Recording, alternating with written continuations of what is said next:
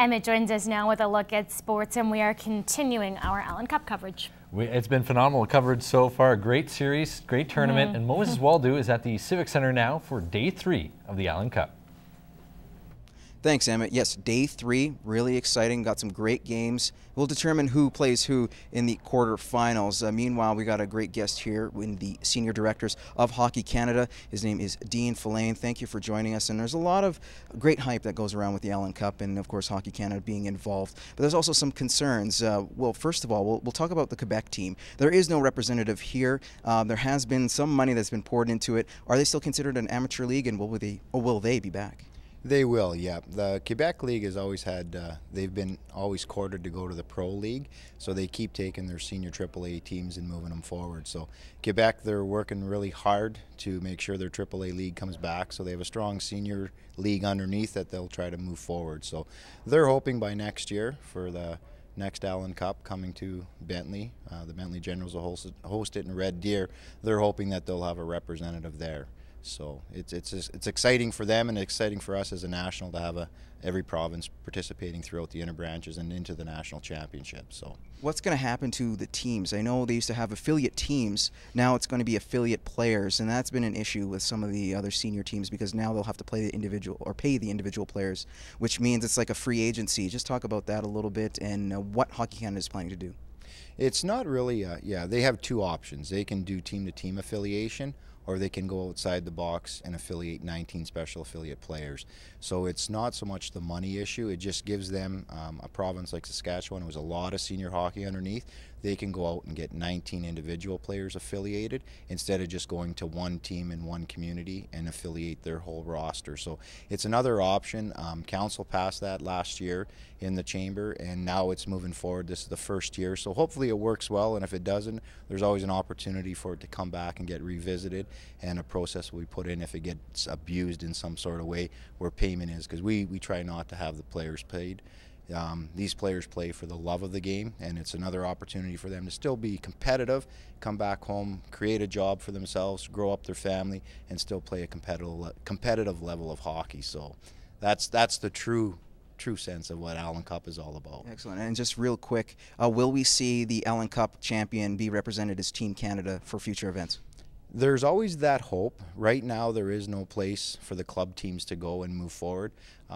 We always, as Hockey Canada, strive to see if we can offer that opportunity, because these guys love the opportunity to wear that Canadian jersey, and we look forward to trying to find them an opportunity. But right at this time, there hasn't been really a place to send them to. So we always keep our eyes and ears open for that, and hopefully one day it does go, because it means a lot to these guys to go wear the Canadian jersey overseas at a national tournament or an international tournament. So. Perfect. Dean, thank you very much. Thank you. Appreciate that. All right, that was Dean Filane, the Senior Director for Hockey Canada. We got a great story coming up here with the road to the Allan Cup, and it involves actually a different trophy of sorts. Here you go. It's 120 years old and sitting by one of the other oldest trophies, and that's the Allan Cup. That's the Stanley Cup. And I'm here with Mike Bold, the keeper of the Stanley Cup. Thank you for joining us, and we want to talk about, well, a lot of things. You're here, you are the Guardian, and just explain a little bit more about the Stanley Cup and what you do with the Hockey Hall of Fame. Well, the Stanley Cup, being probably the most prestigious trophy in all of sports, does travel around the world, and it's got one of the busiest schedules of anybody, really, even though it's a trophy. It travels about 320 days a year. Just this last week or so, we've been New York, Saskatoon, Calgary, Toronto, back out here, heading back to Toronto. That's just in the last 8-9 days. Once the Cup is won, we'll be with the winning team all summer long. Each member of the winning team gets to have a day with it, whether you're a player, coach, trainer, general manager, or owner. And most guys take it to where they grew up, so we can be all over Canada, United States, Russia, Sweden, Finland, Czech Republic, Slovakia, could go on Ukraine, depending on where guys are from. Yeah, and it's usually a big journey, and you're with the Cup all the time too, so you get to experience those things as well. Yeah, well, we're kind of like the fly on the wall, so to speak. We sit back, watch, make sure that they have a fun, safe, and respectful time with it. There are a few rules that are implied that the NHL has with the Cup, but the guys get to have a little bit of fun, do a few ventures with it. You know, I've had guys take it golfing, take it fishing, put their bait in the bowl to drink a variety of beverages out of the course, and some guys will even eat ice cream sundaes out of it or have their morning cereal out of the Cup. The Cup does have a lot of fun during the summer, for sure. All right, and we also want to talk about, you know, we've mentioned this a little bit before, That's the original cup. This is legit. And, you know, there's always the rumor out there, there's 5 or 6 of these things around, but that's not the case. That is the real one. This is the one that's going to go on the ice in the middle of June, and to the team that gets the 16 wins first, of course. And Brett Hall, his name is on here twice, and this is the same trophy that he lifted both in '99 and in 2002. In the Hockey Hall of Fame in Toronto right now, there is a second version that we like to call it that's on display for our fans there, and along with the original bowl that Lord Stanley donated, it's also in the Hall of Fame behind glass in the Great Hall, in the SO Great Hall. That is that fans can go and look at that too. Well, thanks a lot, Mike. Thank you. The Road to the Raider Well Servicing Allan Cup is brought to you by Fort Garry Industries, Lloydminster. For parts, for trailers, Fort Garry Industries is the trucker's best friend. Well, that's all the time we have here at the Civic Center. We'll throw it right back to the studio with you, Emmett. Well, thank you, Moses. And the Stanley Cup continued its stay in the border city today. The silver mug, along with the Allan Cup, were on display at Hot Tools. Anyone was welcome to come see, touch, and even take pictures with hockey's Holy Chalice. Yeah, it was great. Kids were excited. I sent out an email to my little boys novice team, and all the parents pulled their kids out of school and brought them down. So we got a team photo with the cup with the boys, and they were just thrilled. Hockey fans took the opportunity to get as close as possible to the cup, especially Aaron Stewart. Probably the first time I've ever seen it, I think, in my life, and probably the only time the Leafs will ever see it in my life, too. It looked like it was a magnet. He couldn't get close to it. It kept like repelling itself away, the jersey, so I'm not sure what that was all about. The Stanley Cup continued its tour, making an appearance at the Allan Cup lunch with Brett Hull and Kelly Chase. That's your first look at Newcap Sports. Stay tuned for more news and weather after the break. Sports is brought to you by All Out Auto Repair, home of the $46 Saskatchewan and $66 Alberta Safety Inspection. Your complete automotive repair. With both Lloydminster and Southeast locking up the top seed in their respective divisions, Day 3 of the Allan Cup became winless Wednesday. All 4 teams in action were without a W, beginning with this afternoon's tilt between Rosetown and Grand Falls Windsor. First period, Evan Schwab is hauled down on a breakaway, and that means a penalty shot.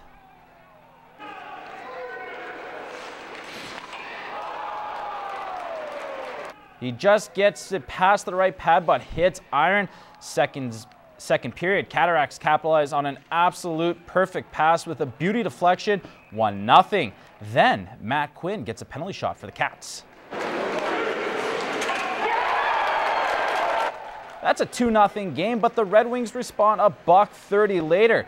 Chris Thompson scores, then clearing his own zone, Ryan Derozers is absolutely demolished, and the Red Wings are flying. On the attack, the Wings squeeze the puck through the pads, puck lying in the crease, and Danny Williams wraps around the net to bury it. On the 2-man advantage, the Wings work the puck in close, but cannot seal the deal in the blue paint. Same power play, the Cataracts can't clear it. The Wings able to set up nicely, and this time there's no mistake on the doorstep, but the net was off its moorings. No goal. Third period, the Cataracts set up in the offensive zone. The shot from the point finds Twine. It's a 3-2 game with time winding down. But the Red Wings come back with another softie. Brent Twardick squirts it past the tender to tie the game up. This one needs overtime. And in the OT with 20 seconds to go, Twardick and Casey Lee move in on the 2-on-1. Lee will bury it as Rosetown finishes second in Division 1 with the 4-3 overtime win. Twardick had a monster day with a goal and 2 assists in the win. The power play was non-existent for both teams as they combined for 1 for 20. Here's Red Wings head coach Acton on the team's ability to come back twice in the game.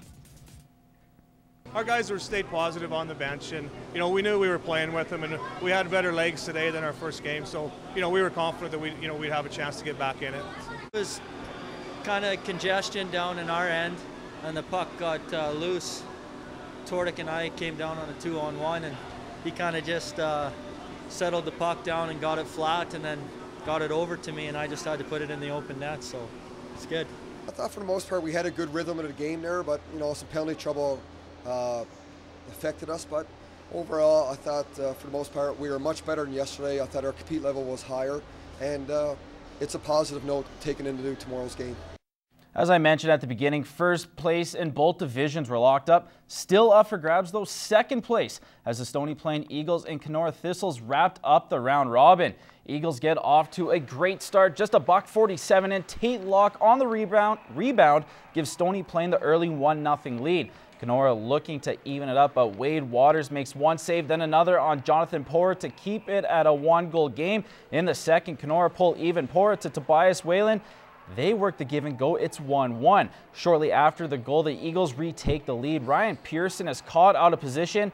Doug Otchenberg puts home the one-timer, 2-1 Eagles. In the third, more Eagles. Justin Cox with the bullet goes post and in to make it 3-1. That's all they needed as Stony Plain finished second in Division 2. So with the win, the Eagles will play the Cataracts in the second quarterfinal at 8 p.m. Kenora gets Rosetown in the other quarterfinal tomorrow at 4. We go back to the Civic where Newcap's Moses Woldu has game reaction.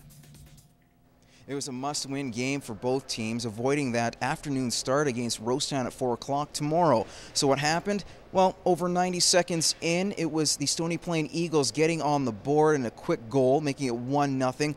And the brilliant play of Wade Waters really did the job, making 24 saves in the 3-1 victory over the Thistles. Obviously, coming in last night, it's not an easy thing in a packed arena at the Allan Cup against the host team, and he's done a great job tonight again. He stood in there, made the saves he had to make, and made some great ones at the same time. It's really tough. He was playing great yesterday, and then to see him go down, it's never a good thing. But obviously, I'm excited to get an opportunity to play and show everybody what I can do, and give the team a chance to win. A little bit of a slow start. We gave a 1-0 lead, but we battled back, which I really like to see. And if we got like a bounce here and there, we would have been right back into it. And it seemed we made 3 mistakes and 3 goals. The Stony Plain Eagles will now face the Grand Falls Windsor Cataracts of Newfoundland and Labrador tomorrow night at 8 o'clock at the Civic Center. It should be a good one too as well. Day-to-day is Dan Rathjen, of course the goalie who did get himself hurt last night with a lower body injury. Wade Waters stepped up tonight. Most likely will get the start tomorrow night. As for Kenora, they got that afternoon game against the Rosetown Red Wings. Should be interesting. Jeffrey Bowen, who lost his equipment during their trip here, he has it now, and certainly he'll be some fresh legs and a much-needed presence up there up front for the Kenora Thistles. Reporting from the 2012 Allan Cup, I'm Moses Woldu with Newcap Sports.